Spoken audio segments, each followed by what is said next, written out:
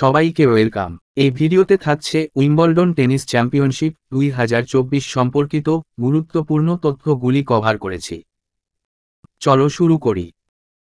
Wimbledon championship 2024 হল একটি grand slam tennis tournament যা যুক্তরাজ্যের লন্ডনের উইম্বলডনে, অল ইংল্যান্ড লন টেনিস এবং ক্রিকেট ক্লাবে অনুষ্ঠিত হয়। উইম্বলডন চ্যাম্পিয়নশিপ হল বিশ্বের প্রাচীনতম টেনিস টুর্নামেন্ট। 1877 সাল থেকে এটি যুক্তরাজ্যের লন্ডনের উইম্বলডনে বাৎসরিকভাবে নিয়মিত অনুষ্ঠিত হয়। উইম্বলডনই একমাত্র যা প্রাকৃতিক ঘাসের মাঠে অনুষ্ঠিত হয়। ক্রীড়া সময়সূচি অনুযায়ী উইম্বলডন বছরের তৃতীয় গ্র্যান্ড স্লাম টেনিস টুর্নামেন্ট যা অস্ট্রেলিয়ান ও ফ্রেঞ্চ ওপেনের পর এবং ইউএস ওপেনের পূর্বে জুন-জুলাই মাসে অনুষ্ঠিত হয়। এবারের উইম্বলডন চ্যাম্পিয়নশিপ অনুষ্ঠিত হয় 1 জুলাই থেকে 14 জুলাই। এবারের সংস্করণ ছিল 137তম। অনুষ্ঠিত হল অল ইংল্যান্ড লন টেনিস এবং ক্রিকেট ক্লাবে।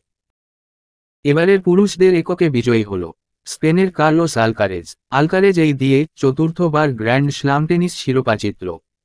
এবার আলকারাজ সার্বিয়ার নোভাক জোকোভিচকে হারিয়ে এই শিরোপা জিতল।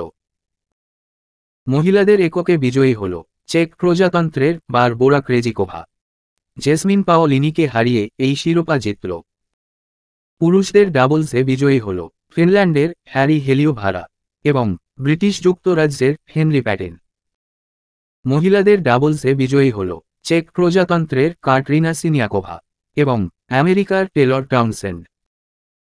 মিক্সড ডাবলসে বিজয়ী হল পোল্যান্ডের জান জিলিয়ানস্কি এবং তাইওয়ানের হিসিয়ে শুওয়েই।